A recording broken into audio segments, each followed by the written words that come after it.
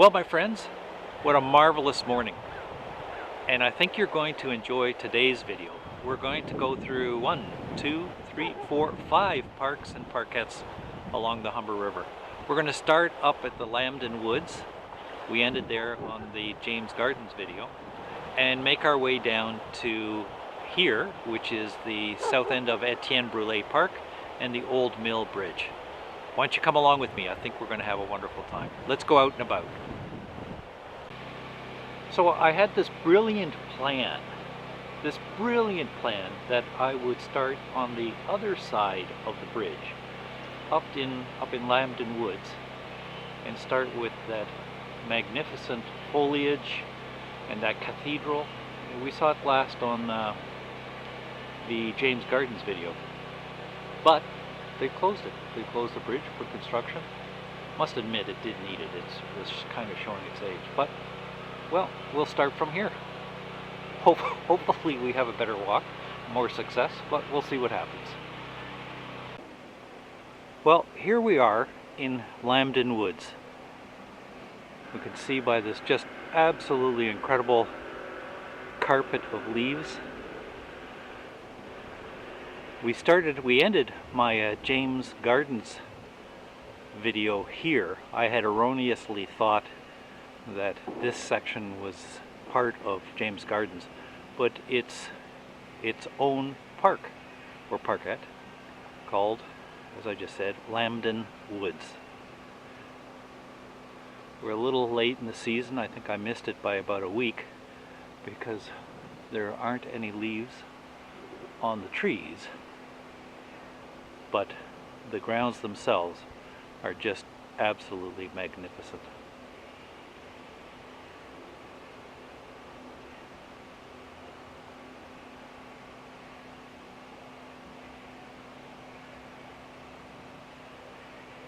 Now, before you think I have magic powers and I have teleported myself magically or incredibly across the river from the other side, the truth of the matter is that when I finished my other video from this morning,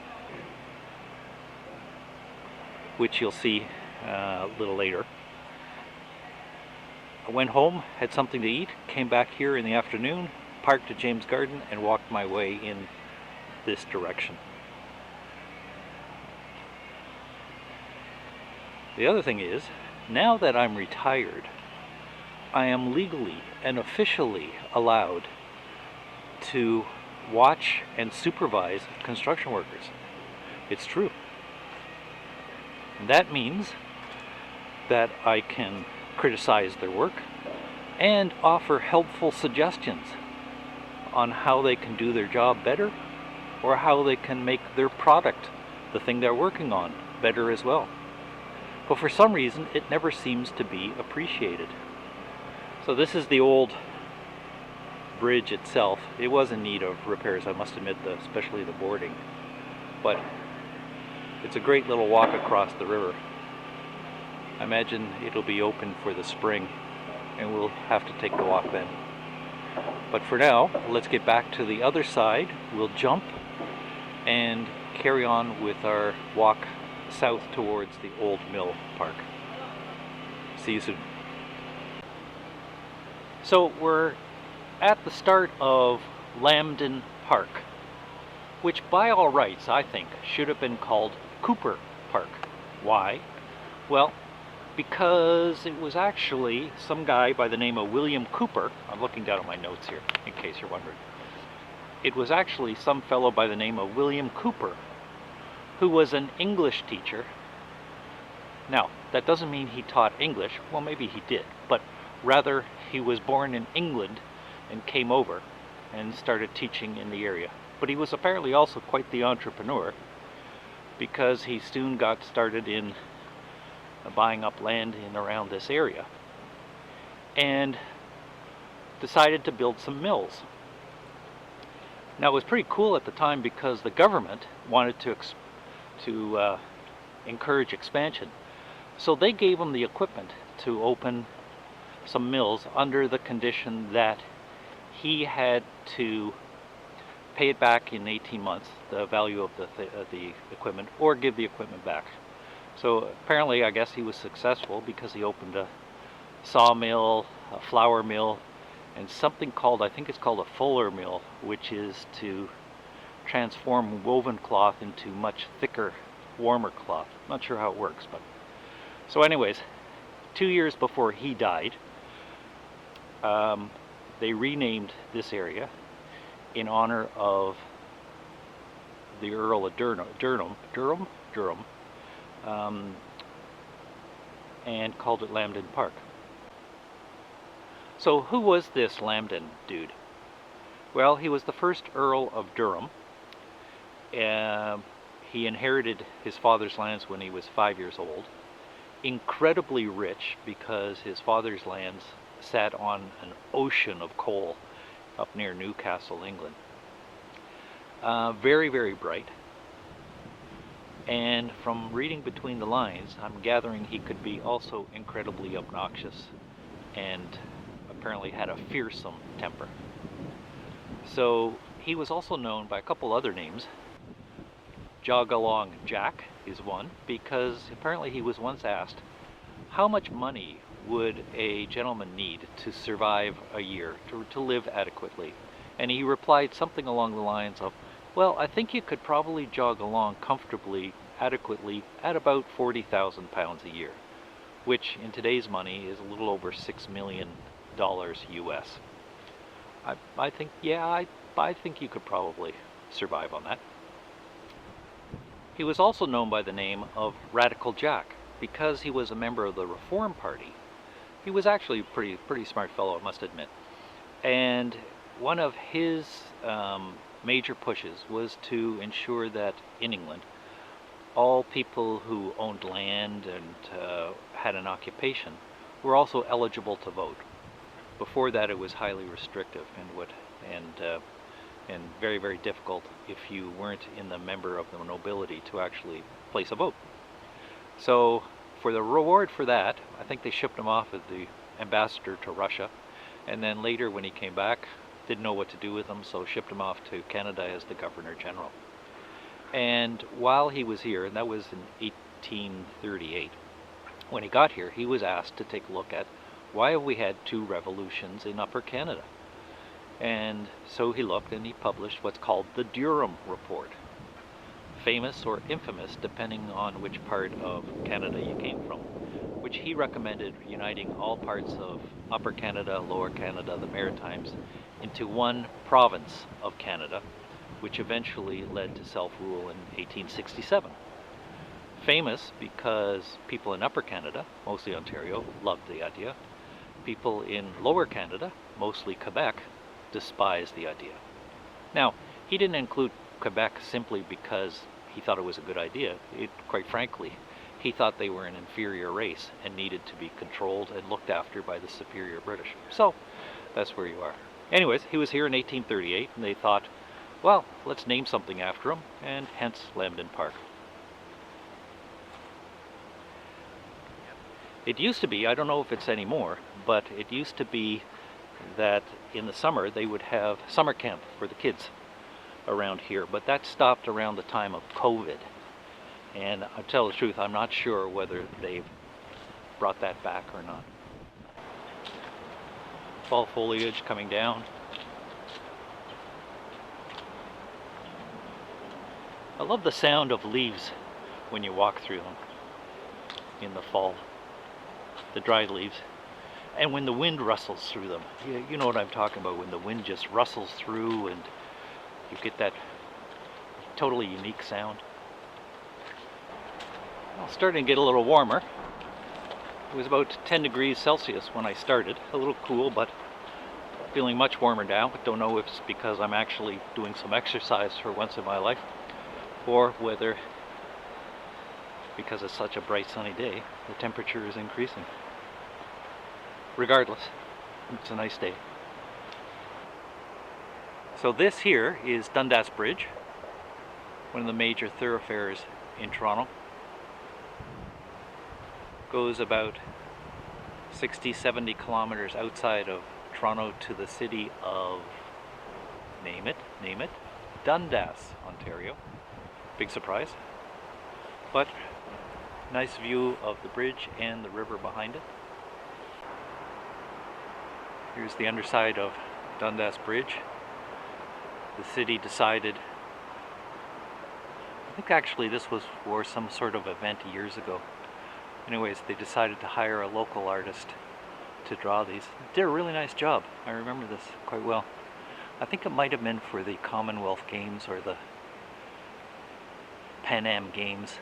I think Pan Am Games.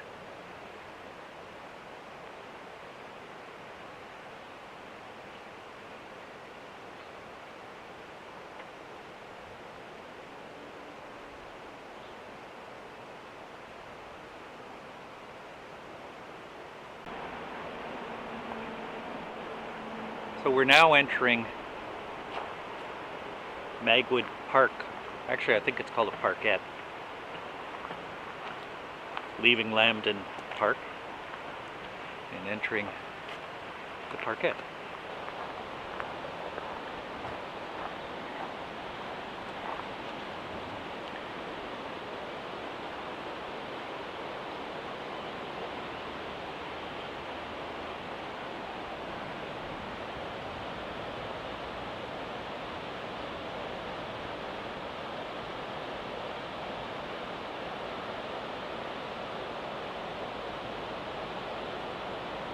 Looks like the seagulls down there have found something.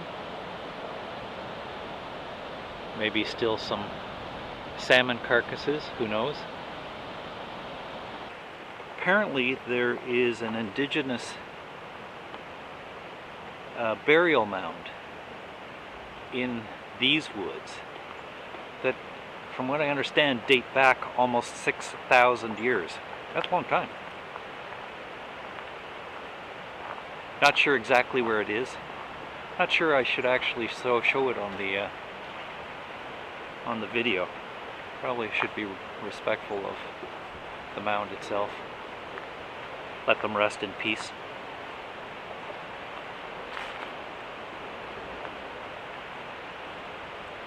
Regardless, they have a really, really nice little burial area.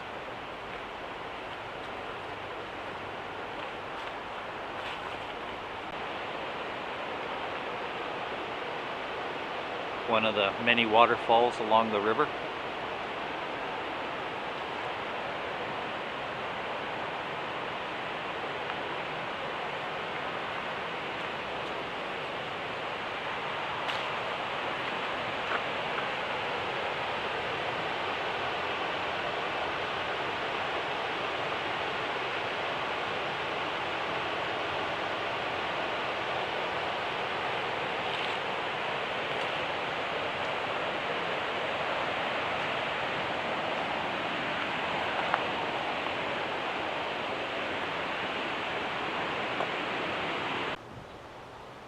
And this is Lambton House, an inn.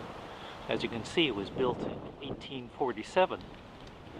Unfortunately, after numerous fires, floods, including Hurricane Hazel, it's the only building from that era left. I understand they were going to tear it down in the 1980s, but I think the city bought it and turned it into a historical site, which is nice. It's actually sitting on the old Dundas Road, which came down here and went across the river, up the other side, of course.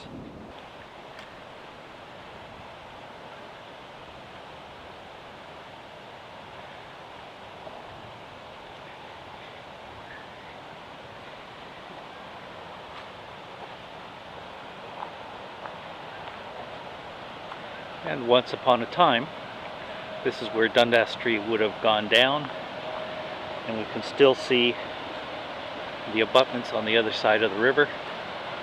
Might have been the support for the, well, actually I think it was flood control, but that's where the other side of the bridge would have been.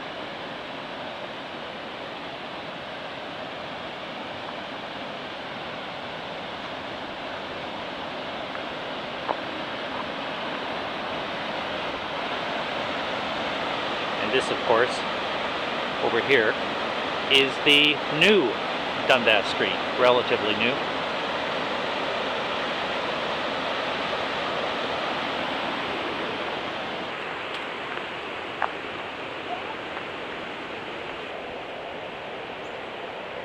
Nice tunnel of leaves.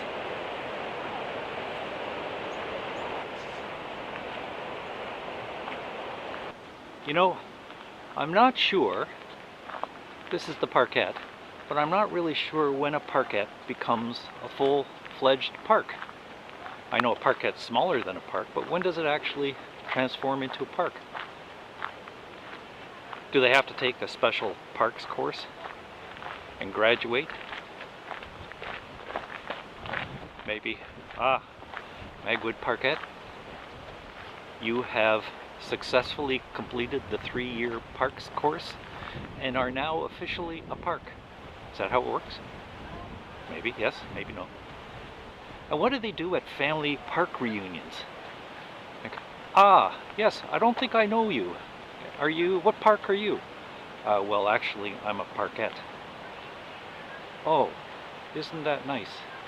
But sir, I really think you should be sitting at the kiddies table, right? Not here with the adults. Embarrassing, probably. So, anyways, regardless of whether it's a parkette or a park, and if anybody knows the distinction or when one becomes the other, please let me know in the comments below.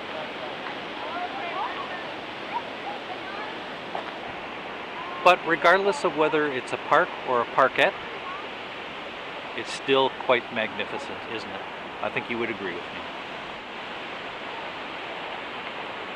Lots of school classes out today, getting park or parkette lessons. Oh, I guess I should tell you how Magwood Park got its name. So, you would think, this is going back to a historical figure from the early 1800s or late 1700s. You know, maybe he had developed a mill around here, which seemed to be quite common, or was a lawyer, which seemed to be even more common from the people who bought the lands. But no, it was actually named after Chuck Magwood. Never heard of him. But he's the fellow who developed the... Oh, isn't that a phenomenal view? My goodness. Anyways, I was distracted. Chuck Magwood was the fellow who developed Toronto's Sky Dome Arena, the sports stadium. So I guess he did such a good job they decided to name it after him. But to tell the truth, I'm more interested in this view over here. Sorry, Mr. Chuck Magwood, but what a spectacular view.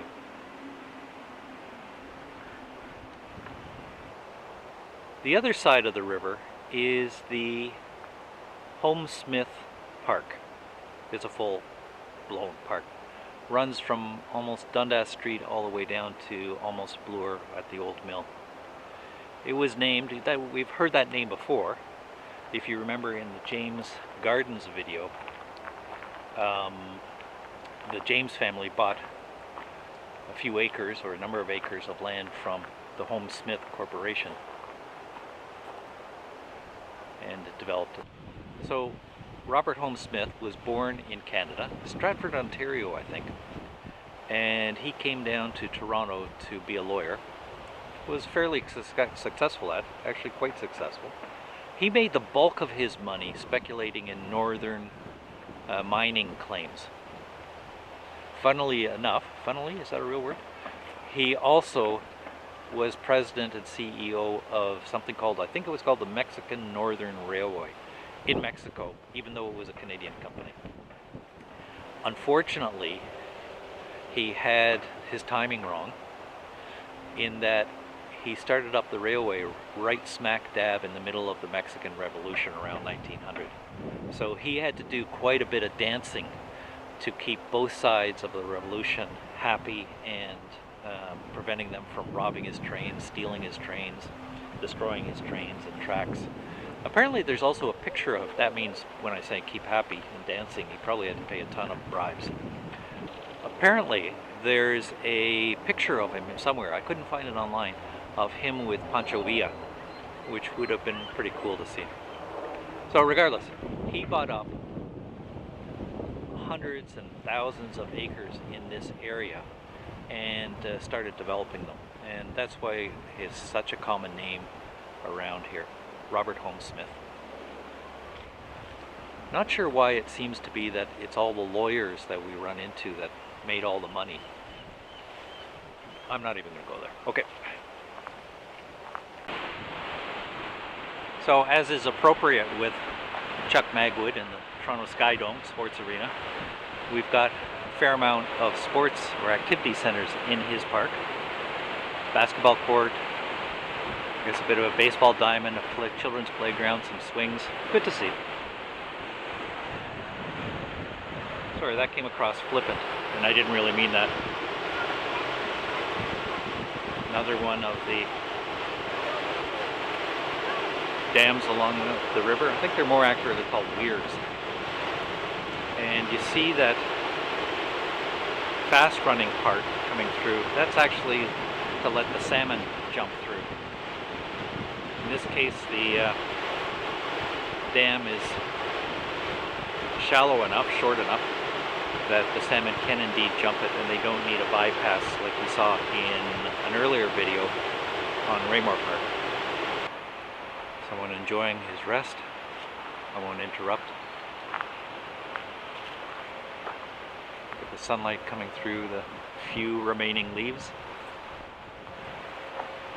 And if you can see up in the trees, the squirrels have already started building their nests for the winters, made out of all dried leaves.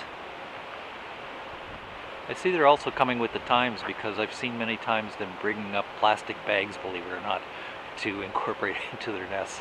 Works, I guess. Makes a great windbreak. Well, it looks like they're restoring the habitat along here.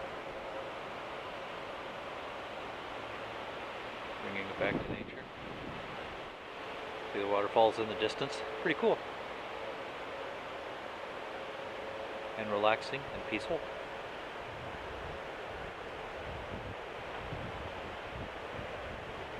Again, the continuation of Holmes Smith Park on the other side. Basically, there's not that much to see in that park, the Holmes Smith Park, I must admit. But what they have are many picnic areas with picnic tables. So in the summertime, you'll see hundreds, I don't know if it's hundreds, but many families out there enjoying their picnics. Anna calls it, it's the world's biggest food court. She's probably not far wrong. So up here we see the land jutting out. I could never understand why it was called Baby Point. You know, was it such a fertile area that there was an explosion of babies born and they named it in memory of that? But no, it turns out that it actually should be pronounced Babby or Bobby Point, named after the fellow, the lawyer, who bought this land in the early 1800s. Loved it very much, developed it. Apparently there's a great salmon run around here. And apparently, from what I understand, there was a natural spring in around here. And they shipped the water from this spring all over the Western world, Europe. Don't know how true that is, but sounds good. So around the early 1900s, the government appropriated the land and they were going to turn it into a military base. But that didn't work out. So about 1910, they sold the land to, it's a quiz, name it, you probably guessed, Robert Holmes Smith, who in turn developed the land a bit and sold off the parcels when it made sense.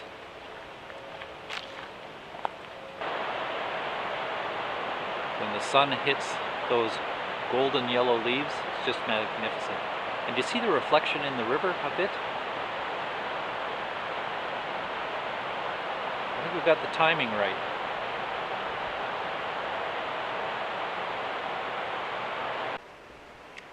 And here we're into just entering the last park for today. Etienne Brule Park. Look at those leaves. Just incredibly magnificent. So now, talking about interesting characters, Etienne Brule is certainly one of the tops. He was born in France in, I think, 1592. Yeah, you heard me right, 1592. And he came over as a young man of about 16 to 18, with Samuel de Champlain's exploratory mission. And when he got here, Champlain voluntold him to join the, I think, the Algonquin tribe in that area, to learn their language and culture, and basically just to learn all about them. He so loved the experience that he became an explorer and moved from tribe to tribe, learning the different languages, became incredibly valuable as an interpreter and also as an intermediary between the various tribes and the French. He's also the first, or they believed to be the first, European to make it into the Great Lakes, to go past St. Lawrence. And from what I understand, he visited 4 of the 5, never made it into Lake Michigan, but certainly made the others, and explored a lot of the rivers that flowed into these Great Lakes, including the Humber River here. Unfortunate end to him. And I think somewhere around 1633, he was killed by the Bear tribe of the Huron Nation. He was actually very good friends with the Hurons, lived with them for years and years, traded with them, traded furs with them. But this Bear tribe thought that he had betrayed them to the Seneca Nation and killed him. And by some accounts, it wasn't a pleasant parting. Apparently he might have been tortured and eaten by the Bear tribe. Not sure why they did the eating part, but torture seemed to be fairly common at that time. So anyways, sad end. But they named this park after him. If anybody deserves it, I think he does. So I guess in this area, again it's near Bobby Point, that the First Nations occupied it for thousands of years, but between 1670 and 1688, 5 Nations Iroquois Seneca village was located. Its inhabitants called it, well, Te-ai-gon. Don't send me messages, please. I probably butchered the pronunciation. An agricultural village of about 1,000 people. They would have had fields of corn, beans, and squash, which I guess would have been native here.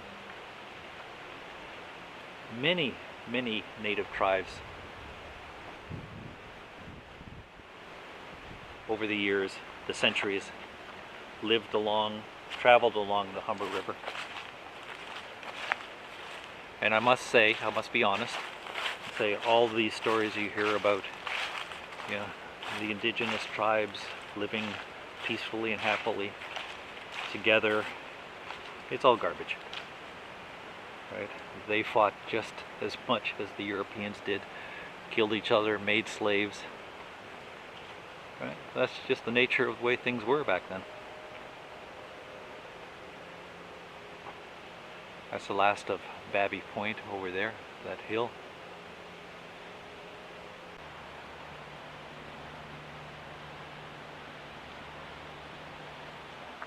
Oh, I don't know if I like that.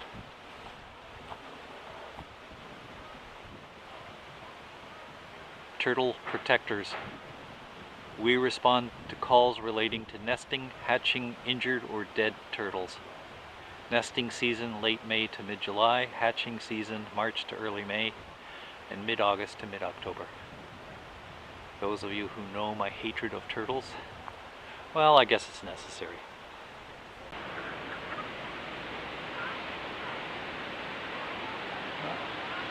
Here we have a hornet's nest. Probably wouldn't want to be around here in the summer.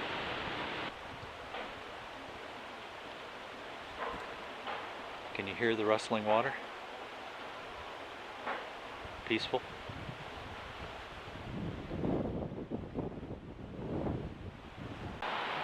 So I don't know if you noticed, but there are two paths here, similar to James Garden. One path is for pedestrians like us, and the other path over there is for cyclists and joggers. Saw a sign a little further back, maybe I misread it, but I thought it said cyclists and pedestrians, speed limit 20 kilometers an hour. That must be some fast joggers. Maybe they were just referring to the cyclists. Who knows? Well, we're coming to the last waterfall before the Old Mill Bridge and the end of our journey. A lot of salmon jump here.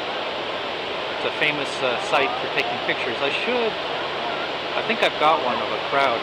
You'll enjoy seeing it, I think. There's also a lot of children around here, so I don't want to video them. I need to be very careful.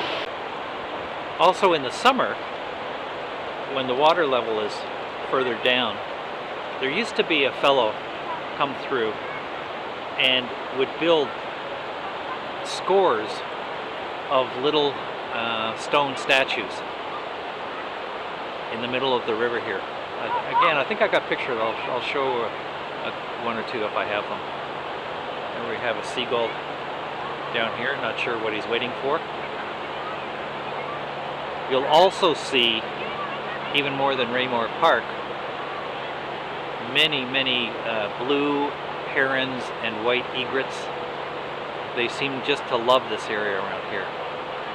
And off in the distance you'll see the Old Mill Bridge, which is our final destination. And here we have the Old Mill Bridge, built I think about 100 years ago, a little over 100 years ago.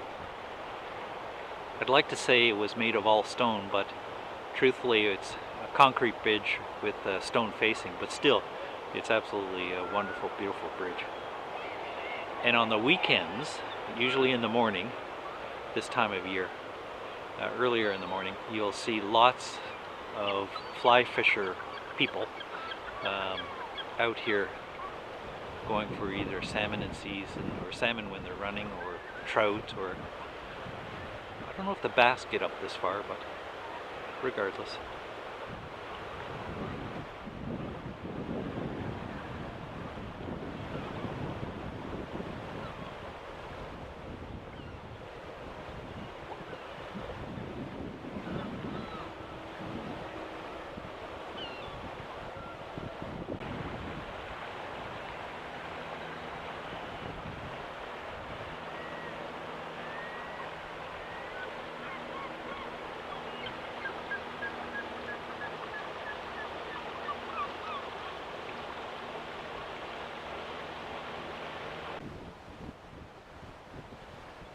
Here we have a close-up of the bridge. Oh, and we do have fly fishermen here.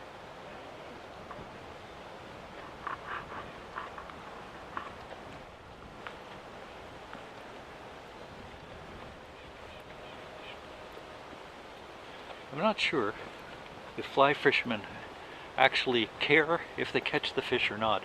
I think it's more the experience than anything else. I've got a couple of friends who do fly fishing, and they say it's so relaxing and calming.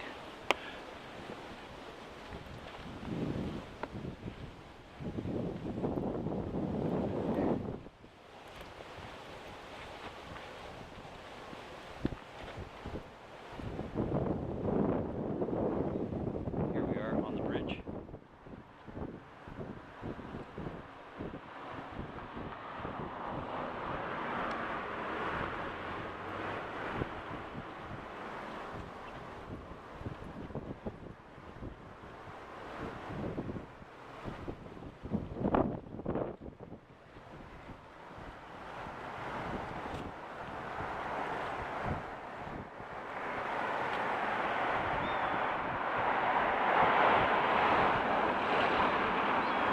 think this is where we'll end today's video.